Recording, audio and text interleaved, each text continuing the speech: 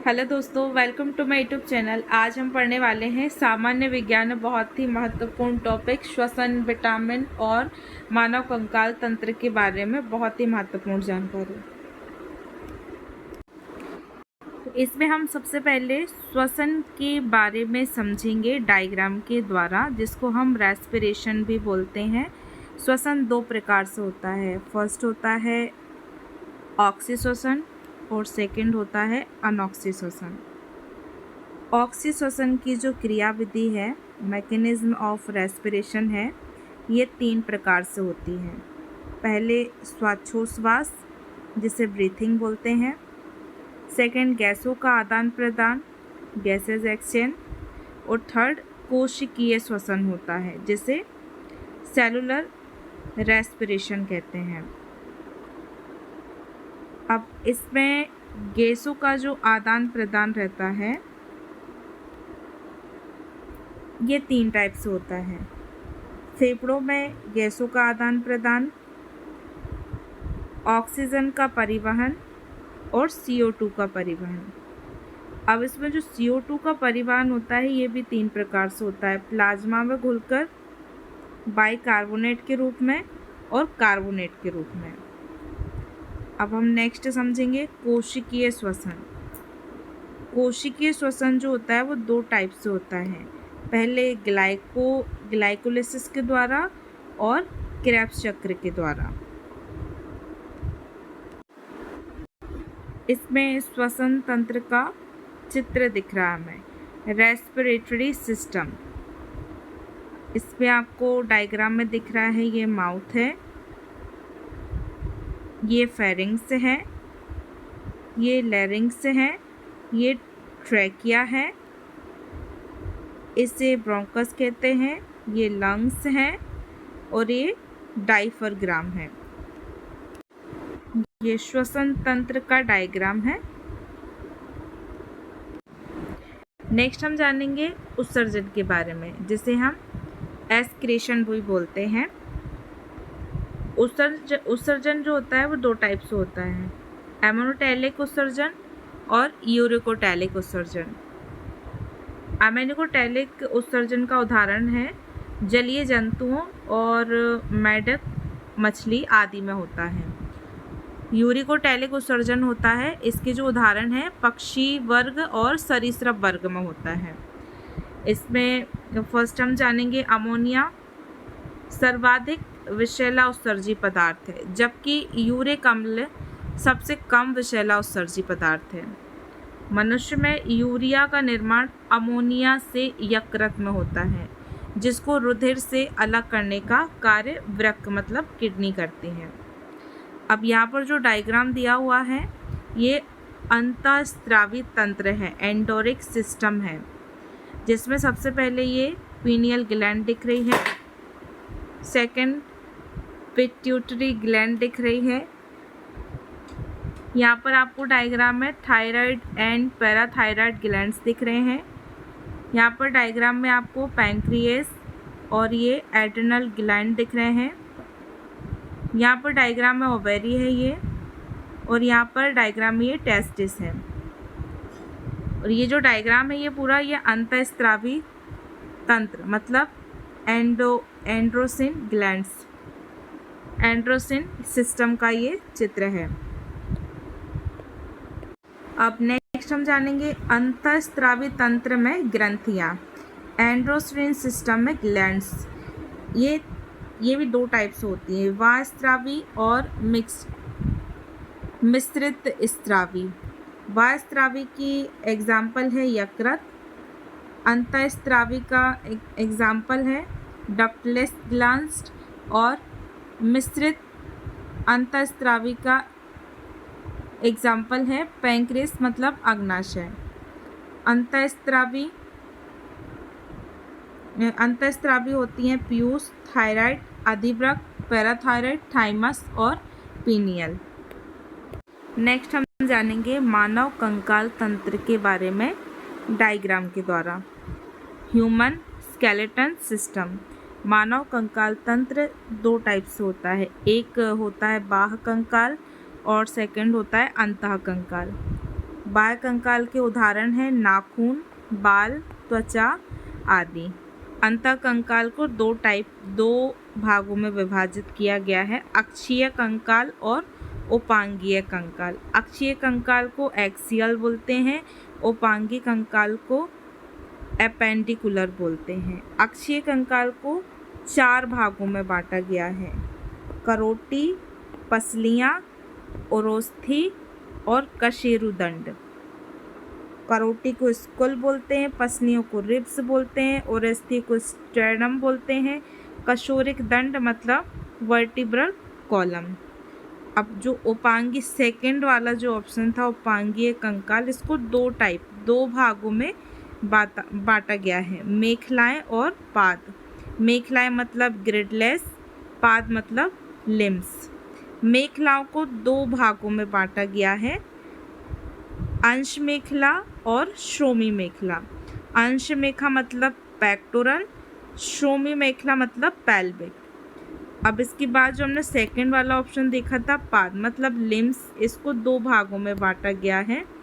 एक बांटा गया है अग्रपाद और सेकंड बांटा गया पश्चपाद। अग्रपाद मतलब फोर लिम्ब, पश्चपाद मतलब हिंड लिम्ब। अग्रपाद को निम्न भागों में बांटा है, first humerus, radius ulna, carpals, metacarpals और फेलंग्स। पश्चपाद मतलब हिंड लम्स को निम्न भागों में बांटा है, फीमर, टिबिया फैबुला, टर्सल्स, मेटाटर्सल्स, फेलंग्स और पटेला। अब यहाँ पर हम मानव कंकाल तंत्र का डायग्राम देखेंगे, द ह्यूमन स्केलेटन। यहाँ पे डायग्राम में आपको स्कुल दिख रहा है, यहाँ पर पेक्टोरल ग्रिडल दिख रहे हैं, यहाँ पर डायग्राम में रिब केज आपको दिख रहा है, यहाँ पर डायग्राम में वर्टिब्रल कॉलम है, ये आपको पेल्विक ग्रिडल दिख रहा है और ये डायग्राम में थिंग बोन है और ये डायग्राम में फुट दिया हुआ है, फुट। अब हम नेक्स्ट पढ़ेंगे पोषक तत्व, न्यूट्रिएंट्स के बारे में। पोषक तत्व 2 टाइप्स के होते हैं, एक होता है कार्बनिक पोषक तत्व, दूसरा होता है अकार्बनिक पोषक तत्व। कार्बनिक पोषक तत्वों को हम ऑर्गेनिक न्यूट्रिएंट्स बोलते हैं, अकार्बनिक पोषक तत्वों को इनऑर्गेनिक न्यूट्रिएंट्स बोलते हैं। कार्बनिक पोषक तत्व निम्न टाइप्स के हैं, मैं आपको बता रही हूँ। इसमें फर्स्ट है कार्बोहाइड्रेट, सेकंड है वसा, थर्ड है प्रोटीन, फोर्थ है विटामिन्स और फिफ्थ है विकार। कार्बोहाइड्रेट्स, फैट, प्रोटीन, विटामिन्स और एंजाइम्स। अब इसमें जो कार्बोहाइड्रेट होते हैं वो 3 टाइप्स के होते हैं, एक अणुक शर्करा, द्विअणुक और बहुअणुक शर्करा। एक अणुक शर्करा के उदाहरण है ग्लूकोज और फ्रक्टोज। द्विअणुक के उदाहरण है सुक्रोज। बहुअणुक शर्करा के उदाहरण है स्टार्च मतलब मंड और सेलुलोज।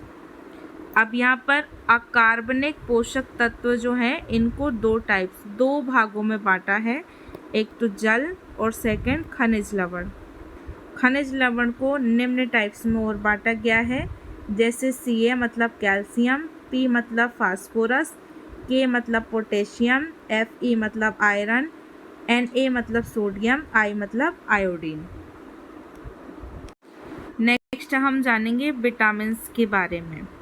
विटामिन्स जो वर्ड है वो 2 वर्डों से मिलकर बना है, वीटा मतलब लाइफ, एमिन मतलब नेसेसरी।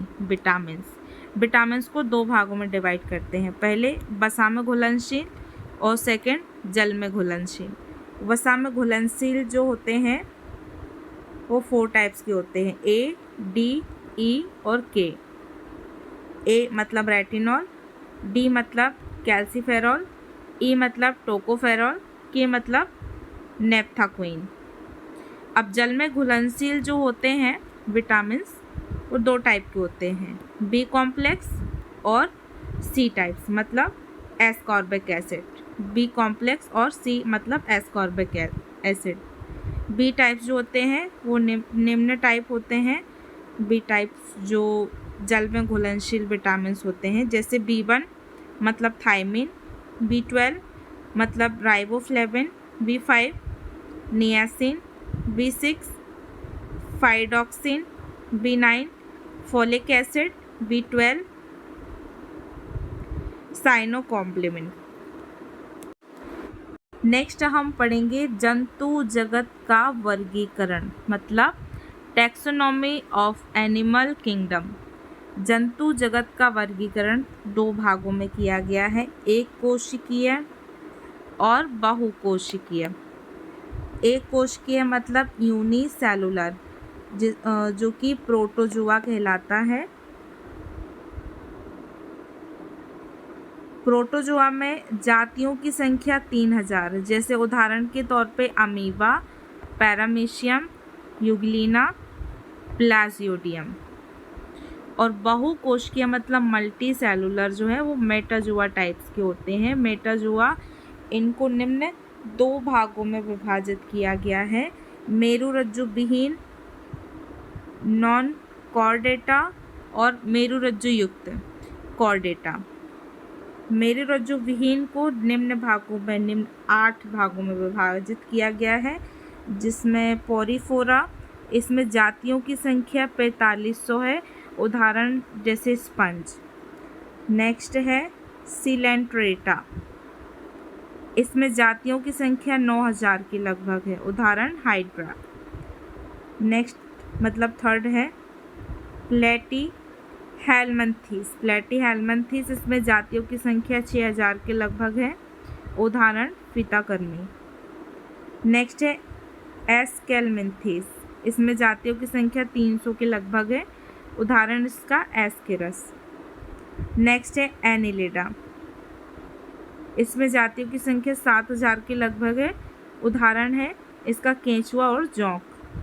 नेक्स्ट है आर्थ्रोपोडा, इसमें जातियों की संख्या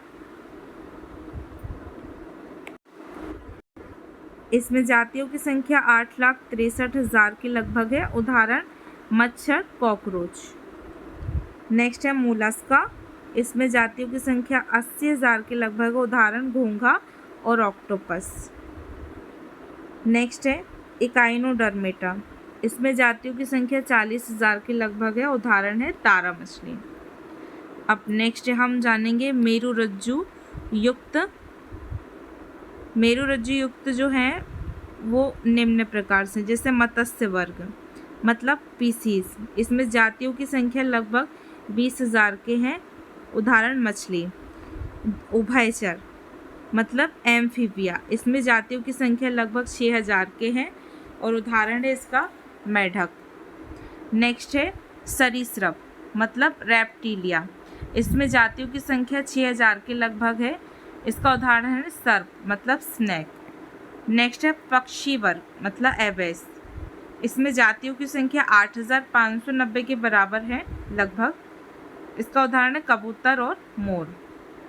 नेक्स्ट है स्तनधारी मतलब मिमालिया, इसमें जातियों की संख्या 3200 के लगभग है। अब स्तनधारी जो है वो निम्न 3 टाइप्स में और विभाजित किए गए हैं, प्रोटोथेरिया, मेटाथेरिया और यूथेरिया। प्रोटोथेरिया को 2 टाइप में विभाजित किया गया है, एक डीना प्रथम अंडे देने वाले स्तनधारी और प्लेटिपस। मेटाथेरिया मतलब कंगारू, यूथेरिया मतलब मनुष्य।